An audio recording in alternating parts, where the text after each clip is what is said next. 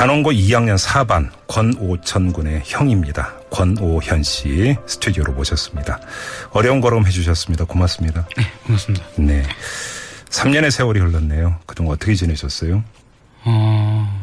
작년, 재작년에 안산에서 팽목항까지 왕복 도보 1000km도 하고 왔었고, 예.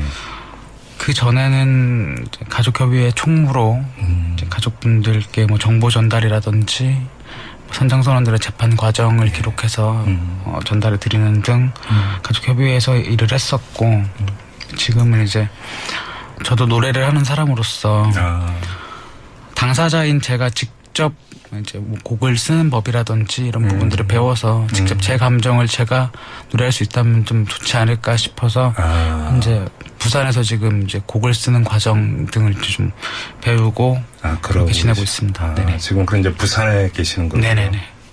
알겠습니다. 자, 동생 오천군하고 몇 살 터울의 형이세요? 제 10살 차이. 10살 차이예요? 네네. 10살 차이다 보니까 사실 동생으로 볼 때도 있기는 한데 가끔은 이제 아들처럼 보일 때도 있긴 하죠. 이제 그러니까 저희 집이 2013년 8월 15일에 아버지가 돌아가셨어요. 참사 8개월 전쯤에 돌아가신 거죠. 그렇네요. 예. 그러니까 그러다 보니까 좀 이제 아들로 보이는 것도 생기고 그렇게 됐는데, 참 되게 막내 같은 경우는 뭐 공부도 공부대로, 뭐 친구들 관계면 친구들 관계대로, 또 집에서도 막내로서도 되게 참 애가 귀엽고 좀 그렇게 집안 분위기도 만들고 애가 참 그렇게 착한 애였어요. 자, 이 세월호가 수면으로 떠오를 때 어떤 생각이 드셨어요? 배가 이제 목포 신항에 도착하고 예. 목포에 다녀오고 했지만 보고도 사실 잘 믿기지가 않는 상태잖아요. 지금 그 배의 상태가 예. 굉장히 많이 찢겨져 있고 그러게요. 뚫려 있고 많이 낡아져 있고 이제 침몰의 원인이 될 수 있는 많은 것들이 분명히 그 안에 있을 텐데 예. 그런 것들을 온전히 가져올 수 있을까? 저게 대체 왜 저렇게 됐을까? 생각들이 되게 많이 들었었죠. 사실은 저희가 이 형님을 지금 이 스튜디오로 특별히 모신 이유도 사실은 이제 거기에 있는데, 그 마지막을 한번 되살필 수 있을 만큼 되살펴봤으면 좋겠다는 그런 소망을 가지고 지금 형님을 스튜디오로 특별히 모셨습니다.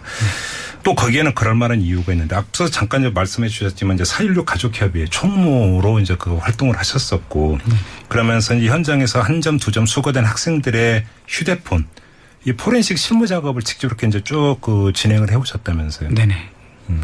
그때 김인선 교수님이 작업을 주도하셨었고, 예. 제가 이제 그 작업 환경을 만들어 드리고, 휴대폰을 당시 이제 학생의 부모님들께 네. 수령을 해 와서 예. 휴대폰을 맡기고 그 이제 복원이 되면 복원이 완료됐다고 말씀을 드리고 또 복원된 휴대폰을 찾아가시고 그런 과정 속에 계속 참여를 그러니까 했었죠. 이제 해경이 예를 들어서 이제 그 참사 현장에서 그러니까 핸드폰을 수거를 하면 네네. 신호 확인을 해서 이제 그 유족에게 핸드폰을 이제 전달을 하면 네. 이제 형님이 이제 그 총무일을 보았던 이제 가족협의회에서 그 핸드폰을 다시 유족의 이제 동의하에 받아와서 네네. 복원 작업을 했고 예. 이런 작업을 했다라는 거죠. 그렇게 수거돼서 복원됐던 핸드폰이 총 몇 개나 되는 거였어요?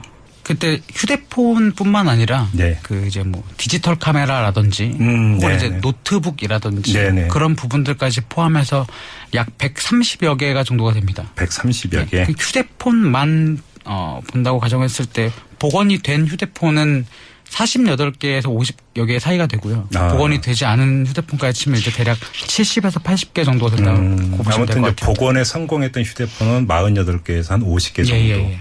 이제 그것을 그러면 포렌식 네네. 작업을 하고 그 결과를 다 취합을 하셨던 거고. 네네네. 그러면 그때 이제 이루어졌던 모든 작업의 어떤 취합된 자료라든지 이런 것들을 보관해 오셨던 거고요, 지금까지. 네. 저희가 이제 오늘 이 자리에 이 형님을 통해서 우리 애청자 여러분에도 그러니까 전해드리고 싶은 내용이 바로 그건데요. 이 48개에서 50개에 달하는 핸드폰, 이 복원 결과가 좀 종합해서 정리가 돼서 전달이 되는 건 오늘 여기가 좀 처음이 아닐까 좀 그런 생각이 좀 드는데요. 좀 하나하나 이 내용들을 좀 짚어봤으면 좋겠어요. 아마 이 방송을 들으시는 애청자분들 가장 기억에 남는 것은 카카오톡 메시지가 아닐까 싶어요. 그때 일부 좀 보도가 됐었었고요. 그랬죠. 그때 카카오톡 메시지도 많이 복구가 됐던 거죠. 예, 그렇죠. 그때 그 휴대폰에 이제 기록되어 있는 모든 메시지, 이제 수신, 송신 기록들이 다 복구가 되었고요. 네. 근데 다만 그 복구를 한 후에 이제 의구심이 드는 거는 통화 내역이 이제 통째로 사라지는 그런 경우들이 있었어요. 메시지 내역도 마찬가지고 통으로 이제 잘려나가는 네. 이게 누군가 의도적으로 서버에서 삭제한 것 같은 그런 의문이 들었었던 것들이 되게 많았었죠. 그래요. 네네. 알겠습니다. 그 문제 좀 조금 이따 다시 하나하나 좀 정리를 해 보도록 하고요. 좀 저희가 이 카카오톡 메시지에 담겨 있는 그 희생자들의 마지막 어떤 그 심경이라고 할까요? 또 그 희생자들에서 전달됐던 당시 상황 어떤 내용들이 좀 그 기억에 많이 남으세요? 그 아이들이 스스로 본인이 지금 바닷속으로 들어가고 있다라는 걸 스스로 인지를 하고 있었어요. 그러니까 복구된 내용들을 보면은 스마트폰으로 이제 지금의 화면을 캡처를 할 수가 있잖아요. 그렇죠. 캡처된 화면을 봤을 때 이제 뭐 기사들이 나오는 거죠. 속보 그때 네, 속보라든지 세월호가 뭐 침몰되고 있다는 네네네. 속보 말씀하시는 뭐 거죠. 1보, 2보 이런 식으로 뭐 이런 거라든지. 네. 그러니까 저희 오천이 같은 경우는 그때 핸드폰이 발견이 안 돼서 근데 오천이 친구한테 보낸 메시지들이 있어요. 근데 그 친구들이 이제 메시지 받은 거를 저한테 캡처해서 보내준 것들을 보면 예. 이제 뭐 9시 30분, 9시 33분 이렇게 지금 움직일 수 없다. 37분에는 또 이런 얘기를 했어요. 오천이가. 지금 침몰 중이라네. 일단 이거 말하지 마. 잘 되겠지. 믿는 거예요. 어른들을. 그런 메시지를 이제 지금 밖에 있는 학교 후배라든지 다른 학교로 진학을 한 친구들한테 메시지를 보내는 거죠. 승희라는 친구가 이제 그 여러 부모님한테 이제 메시지를 받아서 답장을 보낸 그런 기록들이 있어요. 보면은 10시 14분까지도 통신을 했어요. 10시 14분까지도. 구명조끼 입었니라고 어머님이 물어봐요. 친구 어머님이. 그러면 네. 근데 상황을 모르니까 너무 무서워요. 수경이 지금 제 옆에 있어요. 이렇게 막 답장 보내고 아빠 걱정하지 마. 구명조끼 메고 있고 난간 잡고 애들 다 뭉쳐 있으니까. 근데 아직도 배 아니야. 지금 복도야. 그게 10시가 넘은 상황이에요. 근데 아버지는 밖에 난간에 있어야 되는 거 아니냐. 안에는 위험하다. 근데 그 학생은 대답을 해요. 더 움직이면 위험하다고 해. 그리고 또 한 명이 움직이면 애들이 동요해서 다 움직인다고. 그런 상황에서 친구들을 걱정해요. 그랬던 문자 내역들이 있죠. 또 이게 워낙 비상 상황이잖아요. 침몰이 되고 있는. 그렇죠. 이러다 보니까 뭐 자기 심경 이런 것들을 밝히는 카카오톡도 있었을 것 같은데. 네, 이제 뭐 영상도 있었고 뭐 메시지도 있었는데 살려줘. 나 살고 싶어. 나 지금 여기서 죽으면 안 돼. 엄마 아빠 사랑해.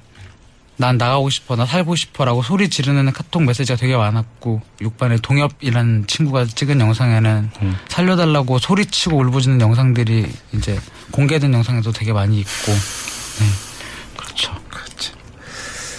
자, 근데 앞서서 복구를 해봤더니 이상하게 무슨 그 송수신 통화 네. 이게 통으로 뭔가 없어진 것도 있다 이런 말씀을 하셨어요. 네네네.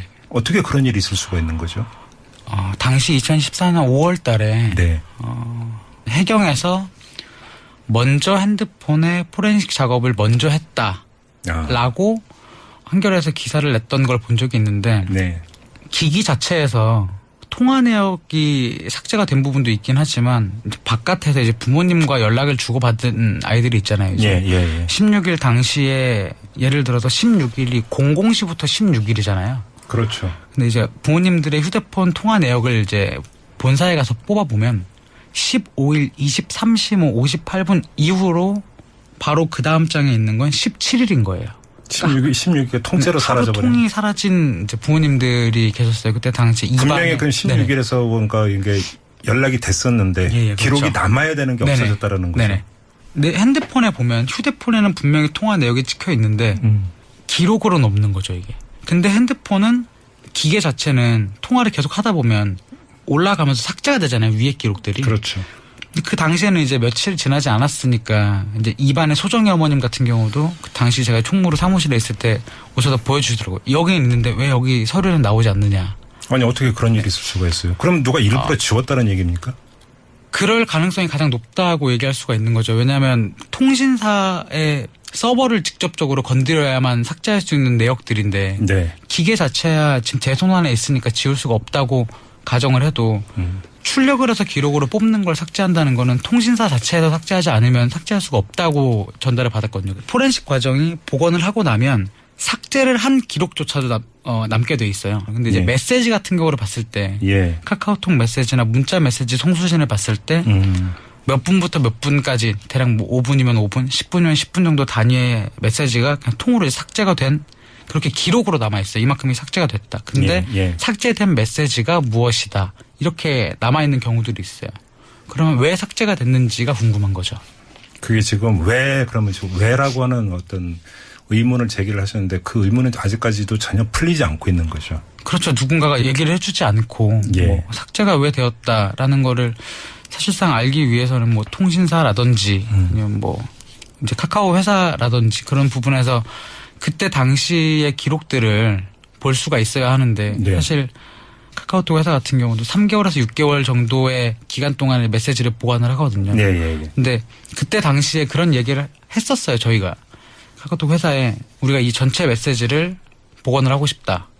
근데 그때도 딱히 그렇게 응답이 좀 좋지는 않았어요. 아니 잠깐만 이제 카카오톡 말씀하시니까 저는 지금도 기억이 나는 게 그 참사 직후 며칠 뒤 아마 4월 20일인가요? 그때 그 검경 합동수사본부에서 어떤 내용을 밝히냐면 침몰의 원인이라든 이런 것들을 밝히기 위해서 승객과 그 선원에 네네. 카카오톡 내용을 일괄 압수수색 들어갔다. 네. 이런 보도를 제가 본 기억이 있거든요. 그러면 그때는 바로 참사 직후니까 그게 무슨 뭐 서버 용량 그쵸, 때문에 예. 지워지고 이랬을 일은 없고 네네. 당연히 압수수색이 됐을 거 아니에요. 네네. 근데 그러면 그때의 어떤 그 압수수색 결과물을 혹시 그 보신 적이 있으세요? 아니요, 못 봤어요. 학생들의 카카오톡 내역 일부가 이제 발췌본으로 네네. 발췌를 해서 이제 선택적으로 뽑아 가지고 정리를 한 거는 이제 저희도 접한 적이 있었는데 네네. 유족분들도 이 내용에 대해서 그런 원본을 본 적은 전혀 없는 네네. 거네요. 이렇게 보면 지금 풀어야 될 게 참 여러 가지가 아직도 많이 남아있다 이런 이야기가 되는 거잖아요. 결론적으로는. 뭔가 좀 정리되는 느낌이 아니라 이게 왜 이렇지? 라고는 자꾸 의문부호만 계속 이어서 찍히는 이런 상황이라는 거잖아요. 네. 지금까지 전개 상황이. 네네. 풀릴 수 있을까요?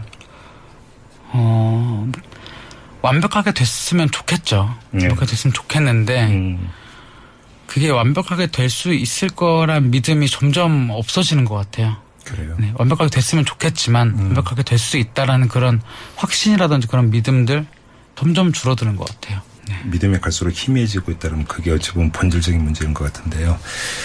자, 알겠습니다. 자, 오늘 이 권오총 군의 형님 권오현 씨와 함께 이 3년 전 그날의 세월호 선내 장면을 뭐 극히 일부나마 복원을 해봤는데요. 역시 결론은 조금 전에 그 형님께서 말씀해 주신 대로 갈증인 것 같아요. 자, 그렇기 때문에 뭐 조사든 복원이든 이게 필수라는 점을 다시 한번 강조할 수밖에 없습니다. 뭐 특히 이제 해양수산부 같은 경우는 요번에 이제 인양한 그 세월호에서 나온 유류품 이걸 수거해서 유족 등에게 이제 전달할 예정이라고 합니다만 글쎄요, 과연 유류품뿐일까요? 이미 찾은 유류품조차 복원이 제대로 안 되고 또 복원이 됐는데도 오히려 뭔가가 정리가 되는 게 아니라 이상하다라고 하는 느낌이 계속 가는 게 현실 아니겠습니까? 바로 이게 문제인 것 같은데요. 뭐 이번에 세월호에서 다시 또 무슨 핸드폰이라든지 디지털 기기라든지 이런 것들이 과연 복원이 된다면 좀 진실에 한 발짝 더 다가설 수 있지 않을까 이렇게 많은 분들이 기대를 하고 있는데 이전에 나오고 수고했던 유류품조 단원고 2학년 4반 권오천 군의 형입니다. 권오현 씨 스튜디오로 모셨습니다. 어려운 걸음 해주셨습니다. 고맙습니다. 네, 고맙습니다. 네, 3년의 세월이 흘렀네요. 그동안 어떻게 지내셨어요? 작년, 재작년에 안산에서 팽목항까지 왕복 도보 1000km도 하고 왔었고 예.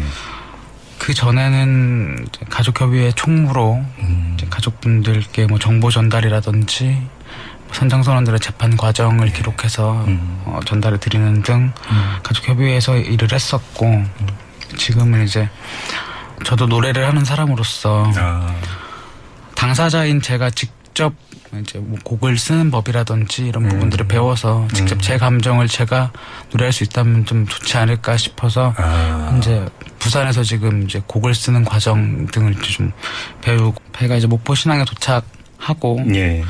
목포에 다녀오고 했지만 보고도 사실 잘 믿기지가 않는 상태잖아요. 지금 그 배의 상태가 예. 굉장히 많이 찢겨져 있고 그러게요. 뚫려 있고 많이 낡아져 있고 이제 침몰의 원인이 될 수 있는 많은 것들이 분명히 그 안에 있을 텐데 예.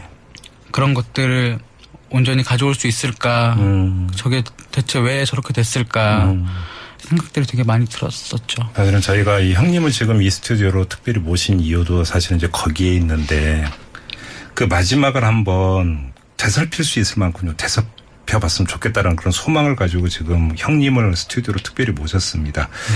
또 거기에는 그럴 만한 이유가 있는데 앞서 잠깐 이제 말씀해 주셨지만 이제 4.16 가족협의회 총무로 이제 그 활동을 하셨었고 그러면서 이제 현장에서 한 점, 두 점 수거된 학생들의 휴대폰 이 포렌식 실무 작업을 직접 이렇게 이제 쭉 그 진행을 해 오셨다면서요. 네네. 그때 당시 김인성 교수님이 작업을 주도하셨었고, 예. 제가 이제 그 작업 환경을 만들어 드리고 휴대폰을 당시 이제 학생의 부모님들께 네. 수령을 해 와서 예.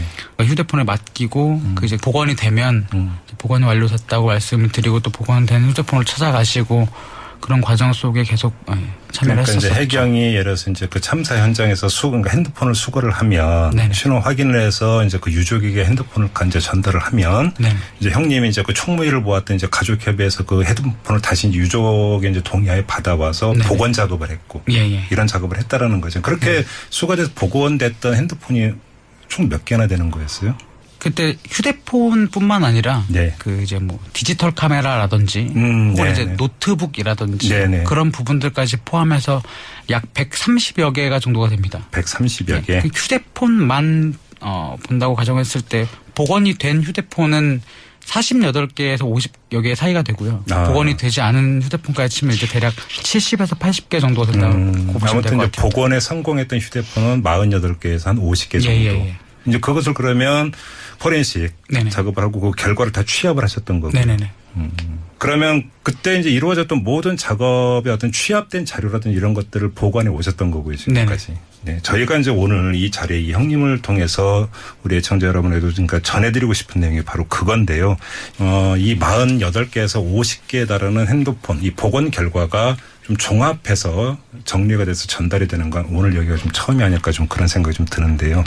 좀 하나하나 이 내용고 그렇게 지내고 있습니다. 네네. 지금 그런 이제 부산에 계시는 거고요. 네네네. 알겠습니다. 자, 동생 오천군하고 몇 살 터울의 형이세요? 제 10살 차이. 10살 차이예요? 네네.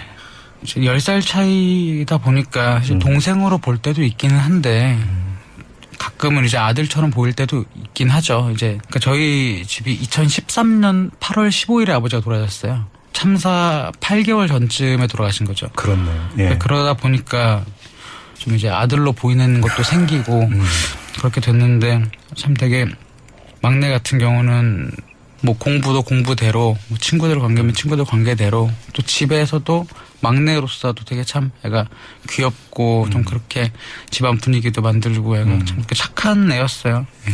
자, 이 세월호가 수면으로 떠오를 때 어떤 생각이 드셨어요?